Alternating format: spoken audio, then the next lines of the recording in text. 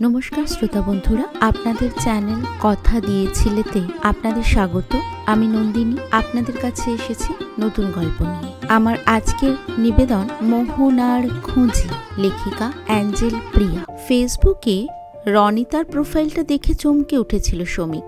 অনেক দিন পরে দেখলেও চিনতে অসুবিধা হয়নি। বয়স হয়েছে ঠিকই, কিন্তু মুখের ধাঁচ পাল্টাবে কি করে? মাথা ভর্তি কোঁচকানো এক ঢাল কালো চুলে অবশ্য পরিবর্তন এসেছে। চুল কিছুটা পাতলা হওয়ার সঙ্গে সঙ্গে সাদা হয়েছে অনেকাংশে। কথা বলার চোখ দুটোও চশমার পাওয়ারে ঢাকা। সেই উজ্জ্বলতা আর আছে কিনা বোঝা যাচ্ছে না। প্রোফাইলে এই একটা ছবিই আছে। অনেক খুঁজেও সমীক আর কোনো ছবি পেল না। বেশিরভাগই প্রকৃতির ছবি, আর একজন মহিলারও ছবি আছে বিভিন্ন ভঙ্গিমায়। ছবি দেখে ডাক্তার মনে হচ্ছে।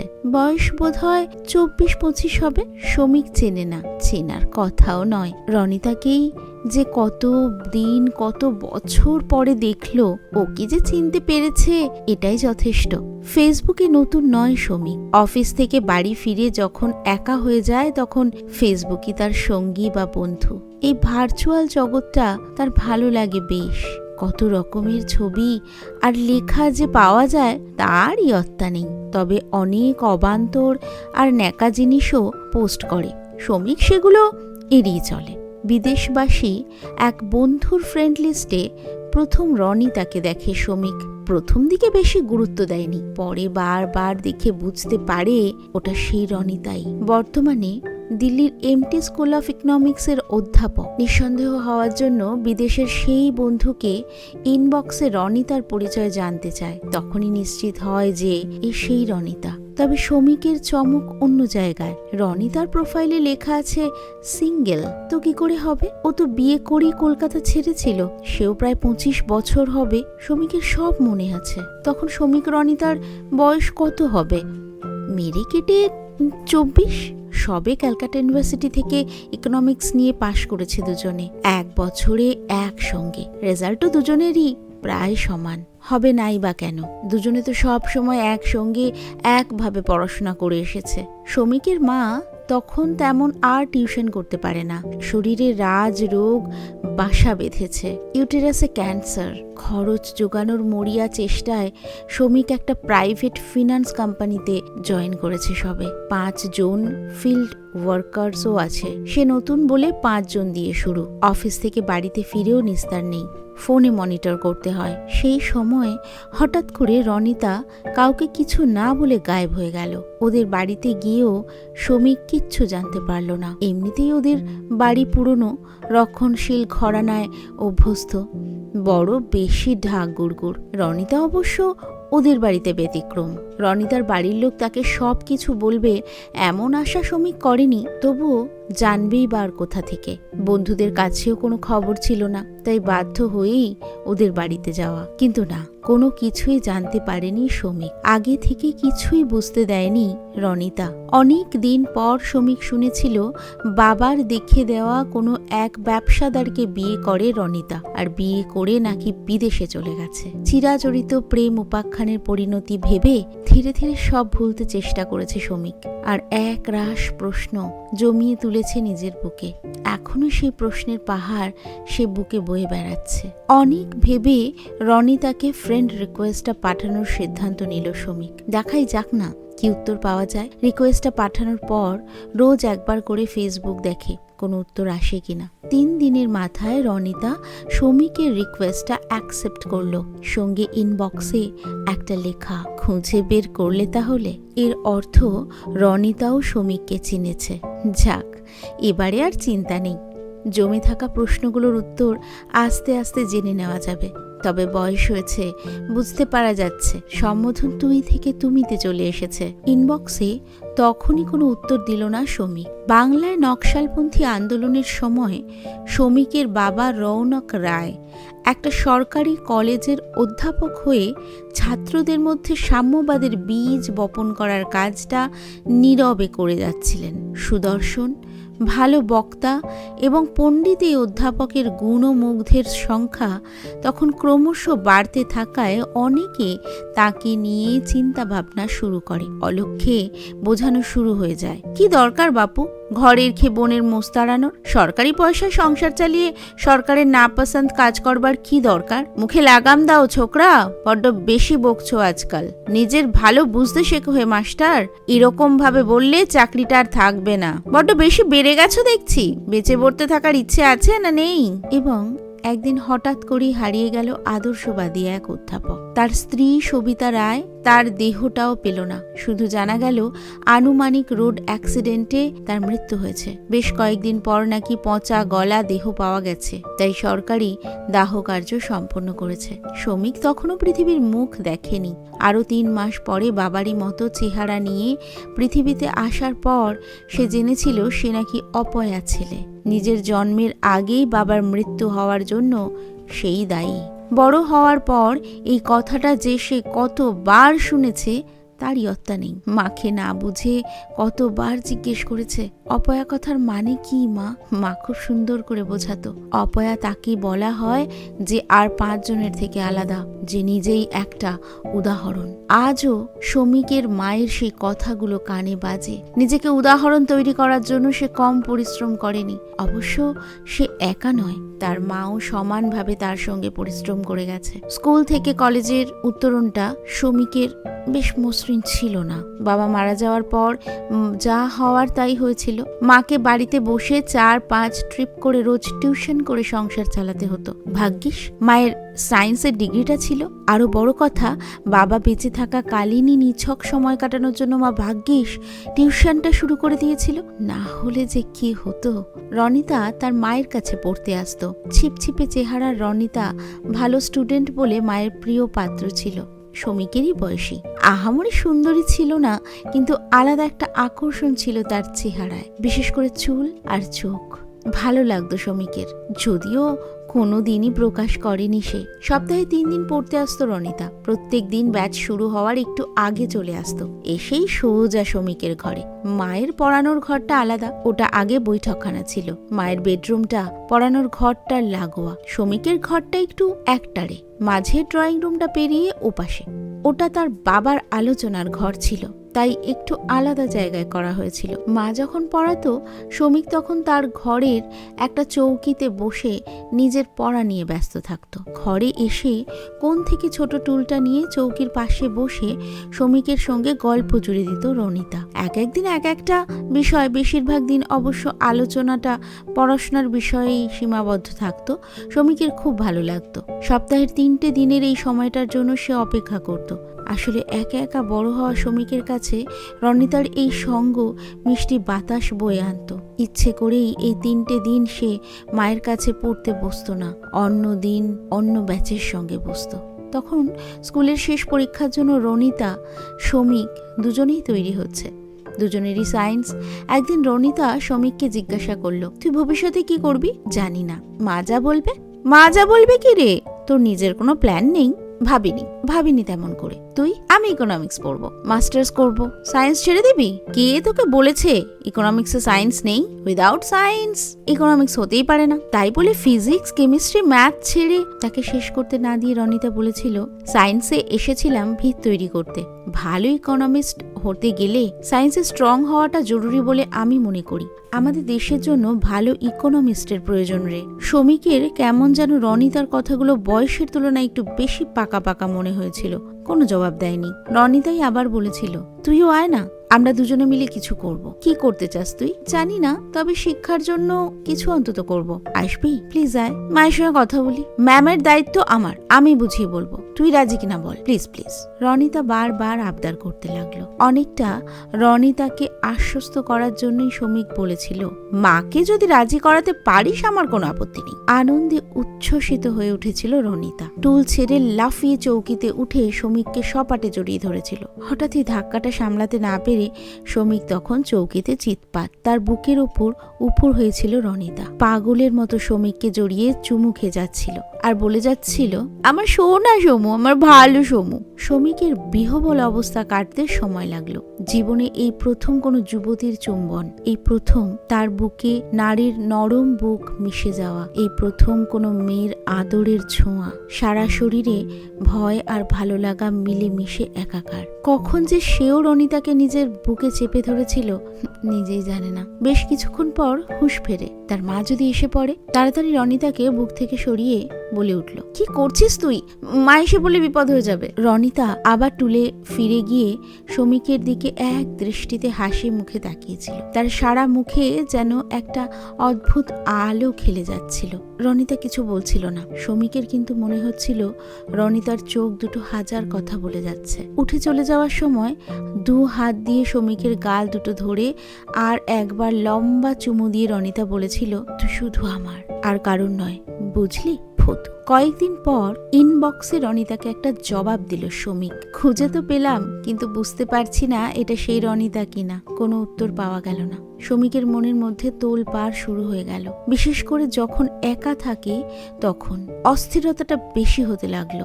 রনিতার সঙ্গে কথা বলতে ইচ্ছে করে, কিন্তু ওর তরফ থেকে কোনো আগ্রহ না থাকলে করারই বাকি আছে। ফোন নম্বর থাকলেও না হয় কথা বলার চেষ্টা করা যেত। কর্মস্থলেও শ্রমিকের বন্ধুর সংখ্যা তেমন বেশি নয়। নিজেকে সে একটু গুটিয়েই রাখে। তবে ফিলটেলিক ডিপার্টমেন্টের সৌম্যর সঙ্গে তার হৃদ্যতা বেশি। পোস্টাল চাকরিটা পেয়েছিল যখন, তখন রনিতা কলকাতা ছেড়ে চলে গেছে। মা শেষের দিন গুনছে। আত্মীয় স্বজনরা কোনো দিনই তাদের পাশে ছিল না। সেই সময় সৌম্য সব সময় তার পাশে থাকতো। তার চরম ক্রাইসিসের দিনে সৌম্যর পাশে থাকাটা সে কোনো দিনও ভোলেনি। মায়ের মৃত্যুর দিন তো সৌম্য আর তার পরিবার ছাড়া তার পাশে আর কেউ ছিল না। সৌম্য তার সব কথা জানে, কিছুই গোপন করেনি শ্রমিক। তার সঙ্গে রনিতার সম্পর্ক তৈরি হওয়া থেকে ভেঙে যাওয়া সব। আজও তাই দুপুরে লাঞ্চের সময় ক্যান্টিনে গিয়ে সৌম্যকে বলল সব কথা। তার হতাশার কথাও বলল। যোগাযোগই যদি না রাখবে তাহলে ফ্রেন্ড রিকোয়েস্ট অ্যাকসেপ্ট করলো কেন? সৌম্য কিন্তু আশাবাদী। অপেক্ষা কর, উত্তর নিশ্চয়ই দেবে। শুধু তাই নয়, দেখা করবে তোর সঙ্গে, দেখিস। ওর প্রাথমিক প্রতিক্রিয়া দেখে তাই বলে মনে হচ্ছে যেন তোর খুঁজে পাওয়ার অপেক্ষায় ছিল। শ্রমিক বলে, তাই যেন হয়। অনেক কিছু জানার আছে রে, কিন্তু তুই আমাকে একটা কথা বলবি? তুই কি কোনো এমন কিছু ভুল করেছিলিস যাতে ওর নারীত্বে আঘাত লাগে? না না, সেরকম কিছুই হয়নি। আমি তখন ফিনান্স কোম্পানিতে কাজ করতাম। সামনে ডিপোজিটের বিশাল টার্গেট। মালিকের থেকে মালকিনের দজ্জাল স্ত্রীর হুমকি বেশি। সব সময় টেনশনে থাকি। ও তখন ডারবান ইউনিভার্সিটি থেকে ডক্টরেট করার জন্য তৈরি হচ্ছে। তারপরেই তো ও হঠাৎ করে হারিয়ে গেল। ব্যাপারটা কিন্তু মিস্টেরিয়াস। তবে হ্যাটস অফ তোর জন্য মাই ফ্রেন্ড। কেন? পুরনো প্রেমিকার স্মৃতি ধরে রেখে আর কাউকে ভালোই বাসলি না রে? কি ছিল রে রনিতার চুমুতে? শরীর দুলিয়ে হাসতে থাকে সৌম্য। শ্রমিক কোনো উত্তর দিল না। কি করে তাকে বোঝাবে রনিতা তার কাছে কি ছিল? ওর চুপ করে থাকা দেখে সৌম্য ওর কাঁধে হাত দিয়ে নিজের দিকে টেনে নিয়ে বলল, তোকে কষ্ট দেওয়ার জন্য বলিনি রে, ভাবিস না। ও জবাব দেবে, দেবেই, আজ না হয় কাল। তাহলে দেরি করছে কেন? বাড়িতে সেই এক চিন্তা শ্রমিককে ঘিরে থাকলো। সৌম্য যে কথাটা জিজ্ঞাসা করেছিল তার উত্তর কি শ্রমিকের জানা ছিল না? সে কি সত্যিই রনিতার নারীত্বে আঘাত করেনি? শ্রমিক যে ফিনান্স কোম্পানিতে কাজ করত সেটার মালিক কিছুই করেন না। মালিকের স্ত্রী ব্যবসা চালান। ভদ্রমহিলা যতটা সুন্দরী ঠিক ততটাই খিটখিটে। সব সময় চিৎকার করে কথা বলেন। রূপের সঙ্গে ব্যবহার একেবারেই বেমানান। কারোর সঙ্গেই যেন ভালো ব্যবহার করতে জানেন না। ফার্মের সব কর্মচারী তাকে ভয় করে চলে। তবে 2-1 এক্সিকিউটিভের সঙ্গে ভদ্রমহিলার বেশ ভালো সম্পর্ক। একমাত্র তাদের সঙ্গেই হেসে কথা বলতে দেখা যায়। তাদের সঙ্গে ভদ্রমহিলার সম্পর্ক নিয়েও অনেক কথা শ্রমিকের কানে আসে। সে আমল দেয় না। শ্রমিক ফিনান্স এক্সিকিউটিভ হলে কি হবে? সব সময় অধস্তন কর্মচারীদের টার্গেট নন ফুলফিলমেন্টের জন্য তাকে কথা শুনতে হয়, অথচ কাজটা ছাড়তেও পারে না। মা তখন একেবারে শয্যাশায়ী। ভালো করে কথাও বলতে পারছে না। জলের মতো টাকা খরচ হচ্ছে। জমানো যা কিছু ছিল তার সব প্রায় শেষ। বেশি ইনসেন্টিভ শেয়ার করার জন্য তাই শ্রমিক নিজে ফিল্ডে নেমে আসে। তার অধস্তনদের টার্গেট যাতে ফুলফিল হয় তার জন্য নিজেও ক্লায়েন্ট ধরার চেষ্টা করে। সেবার ফাইন্যান্সিয়াল ইয়ার শেষ হওয়ার পর মিটিংয়ে সবার সামনেই ভদ্রমহিলা যা তা বললেন। টার্গেট অ্যাচিভ না করার জন্য যেন একমাত্র শ্রমিকই দায়ী। খুব মন খারাপ নিয়ে ফিরে এলো শ্রমিক। বাড়িতে ফিরে নিজের ঘরে বিষণ্ণ হয়ে বসেছিল। হঠাৎ রনিতার গলার আওয়াজ পেয়ে চৌকিতে উঠে বসলো। যেন এটাই মনে মনে কামনা করছিল। রনিতা ঘরে ঢুকে চৌকির কাছে এসে দাঁড়াতেই তাকে জড়িয়ে ধরে তার বুকে মুখ ঘষতে ঘষতে বলল, আমি আর পারছি না রে, এই কাজটা আমি বেশি দিন করলে ঠিক পাগল হয়ে যাব। রনিতা তার মাথার চুলে বিলি কাটতে কাটতে তাকে সান্ত্বনা দিতে লাগলো। সব ঠিক হয়ে যাবে, ভাবিস না, আমি আছি তো তোর সঙ্গে। কোথায় তোকে সবসময় পাই, কখন থেকে তোকে চাইছি, আজ জানিস তুই এতক্ষণে এলি। তাই বুঝি আমাকে চাইছিলিস বুঝি? তা কেমন করে চাইছিলিস দেখি? সেই চৌকিতেই আবার সমীককে চিৎ করে দিয়ে তার উপর ঝাঁপিয়ে পড়ল রনিতা। সমগ্র পৃথিবী তারপর কিছুক্ষণের জন্য গতিরুদ্ধ হয়ে গিয়েছিল।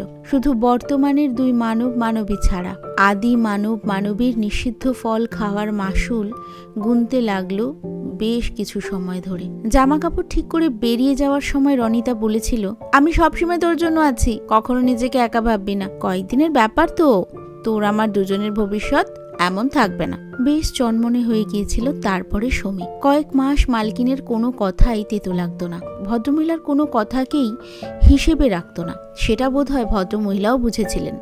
একদিন তাকে অফিসে নিজের চেম্বারে ডেকে পাঠালেন। এটা আসলে তার স্বামীর চেম্বার। চেম্বারে যাওয়ার পর এক টানা কথাগুলো বলে গেলেন ভদ্রমহিলা। আমি লক্ষ্য করেছি ইদানিং তোমার কাজে মন নেই, টু মাচ রিল্যাক্টেন্ট। এসব আমি বরদাস্ত করব না। You must be more dedicated. I am not at all satisfied with your work. Just explain why you should not be fired. কেঁপে গেল সমীক। কাজটা চলে গেলে সত্যিই খুব অসুবিধায় পড়ে যাবে। সরকারি চাকরির জন্য একের পর এক পরীক্ষা দিয়ে যাচ্ছে ঠিকই, হয়তো কিছু না কিছু একদিন পেয়েও যাবে, কিন্তু যতদিন না পাচ্ছে ততদিন এটা ছাড়া গতি কি? হাত জোর করে মিনতি করলো সমীক। প্লিজ ম্যাম, এমনভাবে বলবেন না, আমি আপ্রাণ চেষ্টা করব আপনাকে স্যাটিসফাই করার। অদ্ভুতভাবে তার দিকে কিছুক্ষণ তাকিয়ে রইলেন ভদ্রমহিলা, তারপর হিসিস গলায় বললেন, will you sure? Yes ma'am. Then come with me. পাশের অ্যান্টি চেম্বারে তাকে নিয়ে গিয়েছিলেন ভদ্রমহিলা। সেই ঘরেই দরজা বন্ধ করে সমীকের দিকে ঘুরে বলেছিলেন, নাও স্যাটিসফাই মি। প্রথমে বুঝতে পারেনি সমীক, জিজ্ঞাসা করেছিল, হোয়াট ম্যাম? সমীকের হাত ধরে নিজের দিকে টেনে জড়িয়ে ধরে তিনি বলেছিলেন, কাম অন, স্যাটিসফাই মি। দিন তিনি নিজের সঙ্গেই লড়াই করেছিল সমীক। একটা অপরাধ বোধ তাকে কুঁড়ে কুঁড়ে খেয়েছে এই কদিন। রনিতাকে সব বলবে কি বলবে না, এই দোলাচলে ভুগেছে। যন্ত্রের মতো অফিস গেছে আর বাড়ি এসেছে। শেষে থাকতে না পেরে রনিতাকে সব বলেছে। তার কাছে লুকিয়ে রাখার থেকে সব বলে অনেক হালকা বোধ করেছে। তবে রনিতা সব শুনে বলেছিল, অনেক বড় ভুল করে ফেললি, এর জন্য ভবিষ্যতে আমাদের দুজনকেই মাসুল দিতে হবে। এরপরও কয়েকবার রনিতার সঙ্গে দেখা হয়েছে, কিন্তু তা শুধুই নিয়ম মাফিক, কোনো প্রাণ ছিল না সেই সাক্ষাতে। সমীক বারবার তার বাধ্যবাধকতার কথা বলতে চেয়েছে, আর রনিতা এড়িয়ে গেছে সেই প্রসঙ্গ। এরই দিন 15 পরে রনিতা হঠাৎ করেই হারিয়ে গেল। বেশ কয়েকদিন পরে ইনবক্সে ফোন নাম্বারটা পাঠালো রনিতা, সঙ্গে হুকুম, এখনই ফোন করো। সমীক দেখলো 15 মিনিট পরে। বাড়ি ফিরে মুখ হাত ধুতে যেটুকু সময় লাগে, রনিতা সময়ের হিসেব করেই ফোন নম্বর দিয়ে হুকুমটা করেছে, যাতে বাড়িতে গিয়েই সমীক ফোন করে। ফোন নম্বরটা পেয়ে আনন্দে আত্মহারা হয়ে গেল সে। তাড়াতাড়ি নম্বরটা ডায়াল করলো। ওদিক থেকে রনিতার আওয়াজ পেল, তবু লেট, বললাম এখনই ফোন করো, তাতেও 15 মিনিট অপেক্ষা করালে। সমীক অবাক হলো। তুই বা তুমিতে না গিয়ে ভাববাচ্ছে বলল, কি করে বোঝা গেল আমিই ফোন করেছি? আরে ভদু, ট্রু কলার আছে ফোনে, তোমার নামটা দেখলাম, কিন্তু তুমি এইরকম ভাববাচ্ছে কথা বলছো কেন? না না, সেরকম কিছু নয়। তুমি কি এখন দিল্লিতেই? নিশ্চয়ই। তুমি কি ভাবছো তোমার পাশে বসে আছি? সেই এক রকম কথা বলার ধরন, এক রকম ভাবে সমীককে ডমিনেন্ট করা। যদি সবকিছু আগের মতোই থাকে তাহলে মাঝে 25টা বছর নষ্ট করলো কেন? সমীক হিসেব মিলাতে পারছে না। বলল, তোমার প্রোফাইলে আরো একজন মহিলার ছবি দেখলাম। আমার মেয়ে এইমস থেকে MBBS কমপ্লিট করলো, পিজি এন্ট্রান্সের জন্য তৈরি হচ্ছে। সমীক একটু দমে গেল, কয়েক সেকেন্ডের জন্য নীরব রইল, তারপর বলল, খুব ভালো। এইমস থেকে করছে যখন তখন নিশ্চয়ই খুব বুদ্ধিমতী। হ্যাঁ, ওর বাবার মতোই হয়েছে, চেহারা বুদ্ধি সব। আবার ধাক্কা খেলো সমীক। বেশ কিছুক্ষণ চুপ করে রইল। যার জন্য সে এত দিন একা রইল সে তো রীতিমতো সংসারী। ওদিক থেকে রনিতা কথা বলল। কি হলো, চুপ করে গেলে কেন?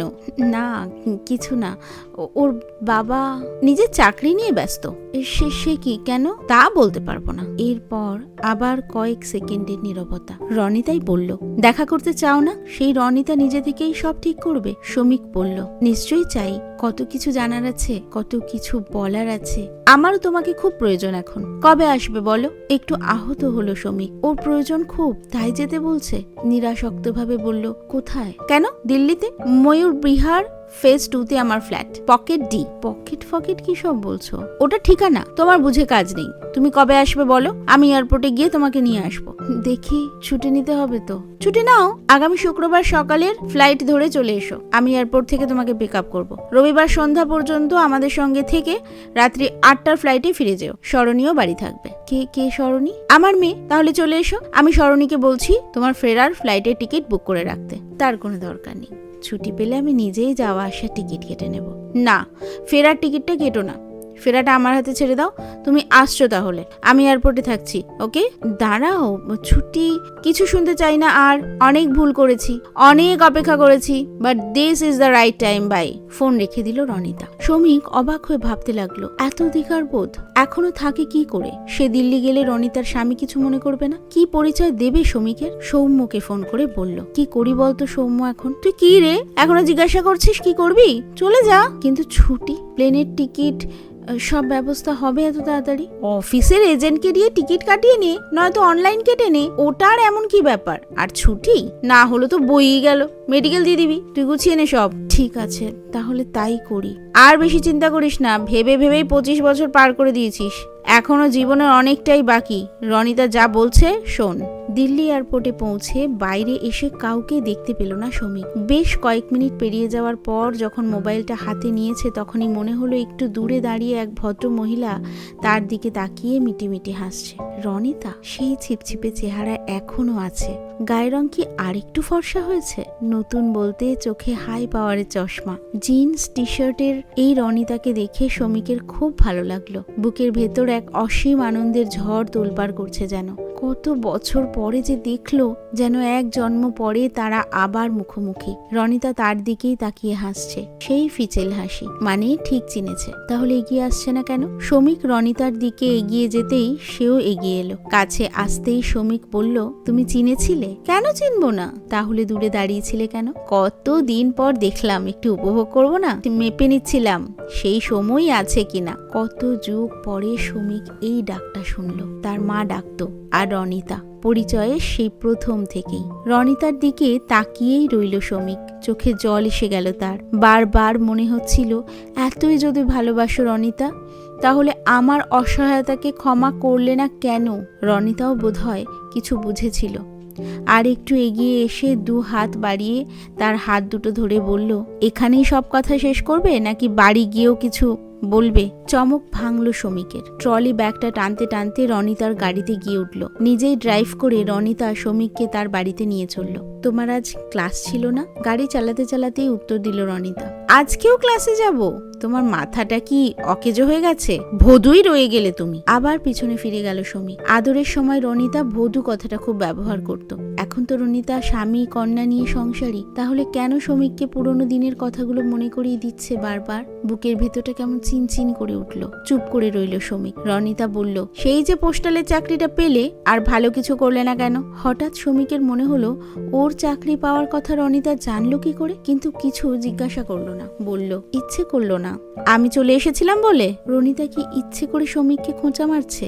সমীক উত্তর দিল না। রনিতাই কথা বলল, সুব্রতদা বললেন তুমি নাকি আমার জন্য আর কোনো মেয়েকেই ভালোবাসতে পারোনি। কোন সুব্রতদা? ওই যে ফেসবুকে আমাদের কমন ফ্রেন্ড, যার প্রোফাইলে তুমি আমাকে দেখে ফ্রেন্ড রিকোয়েস্ট পাঠিয়েছিলে। ও আচ্ছা, আর কিছু বলতে পারল না। সমীক বুঝলো এই সুব্রতর কাছেই সব খবর পায় রনিতা, মানে রনিতা তার খবর মোটামুটি রাখে। সেই এতদিন রনিতার কোনো খবর রাখেনি। কথা বলতে আর ভালো লাগছিল না। গাড়ির কাঁচ দিয়ে বাইরে তাকিয়ে রইল সমীক। হঠাৎ করেই গাড়িটা রাস্তার পাশে একটা ফাঁকা জায়গায় দাঁড় করিয়ে ড্রাইভারের সিট থেকে নেমে এসে পিছনে সমীকের পাশে বসলো রনিতা। বলল, আমি রাগের বশে অভিমানে তোমাকে ছেড়ে চলে এসেছিলাম। তোমার অসহায়তার কথা বুঝতে চেষ্টা করিনি। তখন চাকরি রাখাটা যে তোমার কাছে কতটা জরুরি ছিল তা বোঝার চেষ্টা করিনি। আমি কোথায় আছি তুমি হয়তো জানতে না, কিন্তু তুমি তো কলকাতাতেই ছিলে। সুব্রত দার কাছে তোমার কিছু খবর পেতাম, অথচ তোমার কাছে ফিরে যায়নি। প্রথম দিকের অভিমান পরে একটা জিদে পরিণত হয়েছিল, তারও পরে এটাই অভ্যাসে পরিণত হয়ে যায়। মাঝে মাঝে তোমার কথা মনে হতো, আমল দিতাম না, এখন আর পারলাম না জানো। তবে আমি কিন্তু তোমার কাছে ক্ষমা চাইতে পারবো না। এখন কি এমন ঘটলো যে আর পারলে না, তর সইল না? স্মরণী আমার মেয়ে, ও তোমার ব্যাপারে সব কিছু জানে। শুধু জানতো না তুমি কলকাতায় থাকো, ও জানতো তুমি বিদেশে।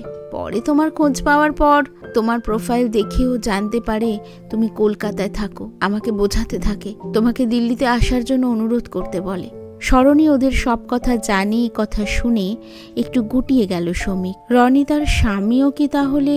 রনিতা বোধহয় বুঝলো, চুপ করে রইল। প্রসঙ্গ ঘোরানোর জন্য সমীক বলল, তারপরে কি হলো বলো? কি আবার হবে? গলে জল হয়ে গেলাম, তোমাকে ডেকে পাঠালাম। রনিতা আবার ড্রাইভারের সিটে গিয়ে বসলো।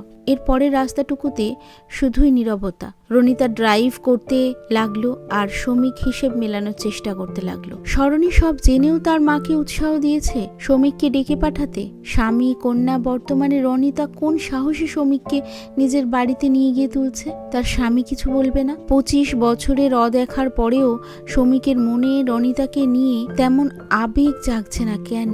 তবে কি রনিতার সুখী সংসারের জন্য তার মনে হিংসা জাগছে? স্বামী আছে, তবুও রনিতার ফেসবুক প্রোফাইলে সিঙ্গেল লেখা আছে কেন? ময়ূর বিহারে পৌঁছে বাড়ির সামনেই খোলা জায়গায় গাড়িটা রেখে একটা 4 তলা বিল্ডিং এর সিঁড়ি দিয়ে তর তর করে উঠতে লাগলো রনিতা। সমীক তখনও নিচেই দাঁড়িয়ে আছে। কিছুটা উঠে নিজের ভুল বুঝতে পেরে ফিরে এসে সমীকের হাত ধরে টান মেরে বলল, দাঁড়িয়ে আছো কেন? উঠে এসো।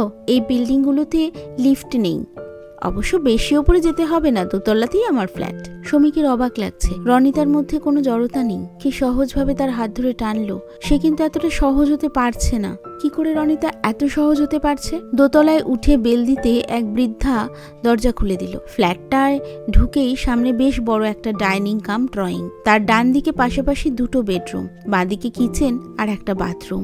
ড্রয়িং রুমে সোফাতে বসলো সমীক। রনিতা তার ট্রলি ব্যাগটা নিয়ে একটা বেডরুমে ঢুকে গেল। তার আগেই ওই বৃদ্ধার উদ্দেশ্যে বলল, মাসি, দাদাবাবুকে জল দাও। জল খেয়ে সোফাতেই বসে রইল সমীক। দেখে বোঝার উপায় নেই যে বৃদ্ধাটি রনিতার বাড়ির কাজের লোক। পোশাক পরিচ্ছদ একদম ধোপদুরস্ত।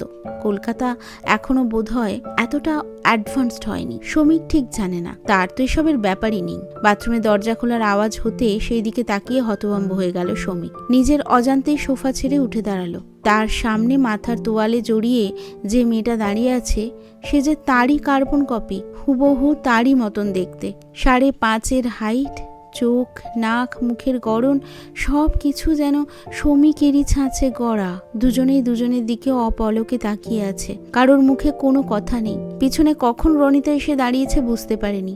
হুঁশ ফিরল তার কথাতে। তোমার মেয়ে স্মরণী। চমকে উঠল সমীক। তার মেয়ে মানে? কিছুই মাথায় ঢুকছে না। রনিতা তার পাশে এসে দাঁড়ালো, বলল, মৌ, তোমার বাবা, তোমার কাছে এনে দিলাম, যা খুশি করো, আমাকে যেন আর দোষারোপ করো না। তখনও সমীক বাস্তবে নেই, পাথরের মূর্তির মতো দাঁড়িয়ে আছে। বাস্তবে আছে কিনা বুঝতে পারছে না। স্মরণী ধীর পায়ে সমীকের কাছে এসে তাকে জড়িয়ে ধরে বলল, এতদিন কেন আসনি বাবা?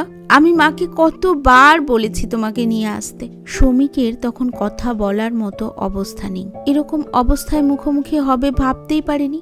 বেশ কিছুক্ষণ পর রনিতাকে বলল, তুমি যে বললে ওর বাবার। ওকে শেষ করতে না দিয়ে রনিতা বলল, বলেছিলাম না মেয়ে ওর বাবার মতোই হয়েছে, মিলিয়ে নাও। স্বভাবটিও বাবার মতো, বুক ফাটে তাও মুখ ফোটে না।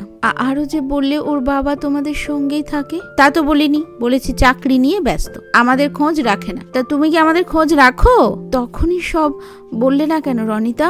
ভেবেছিলাম মেয়ের নামটা দেখে তুমি বুঝতে পারবে, তা যখন পারলে না তখন ভাবলাম মুখোমুখি হওয়াই যাক। শমিকের মাথায় তরঙ্গ ছুটল। শমিকের স আর রনিতার রনি। কেন রনিতার প্রোফাইলে সিঙ্গেল লেখা আছে তাও বুঝলো। সে তো ওদের জীবনের থেকেও নেই।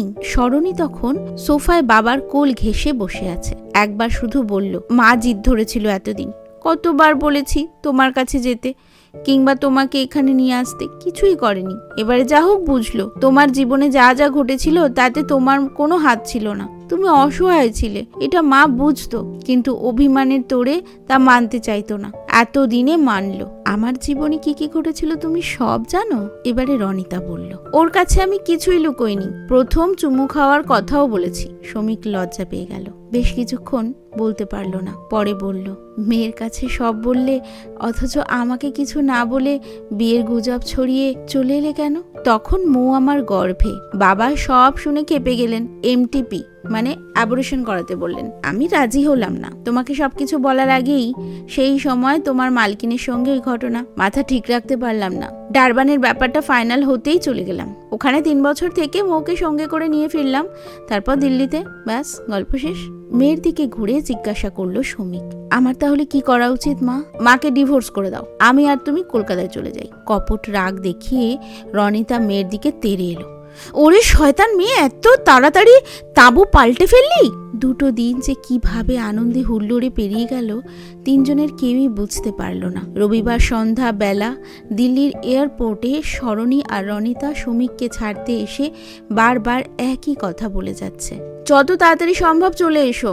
ভয় পেও না রনিতা, আর তোমাকে ভুল করতে দেব না। তাছাড়া এবারে তো মেয়েকে রিপ্রেজেন্টেটিভ করে রেখে গেলাম তোমার কাছে। রেজিগনেশন দিয়ে সব ব্যবস্থা করতে যে কটা দিন সময় লাগে, ব্যাস তারপর মেয়ের কাছে ফিরে আসবো। মা মেয়েতে রোজগার করবে আর আমি সংসার সামলাবো। সবাই একসঙ্গে হেসে উঠল। শমিক আস্তে আস্তে সিকিউরিটি চেকের দিকে এগিয়ে যেতে লাগলো। একবার পিছনে তাকিয়ে দেখতে পেল রনিতা আর সরণির চোখে মুখে আনন্দের উদ্ভাস। অনেক চড়াই উতরাই পেরিয়ে নদী যেন সবে মোহনার সন্ধান পেয়েছে আজ। নমস্কার, এখানেই শেষ হলো আজকের গল্প। সবাই ভালো থাকবেন। পরের গল্প নিয়ে খুব তাড়াতাড়ি ফিরছি।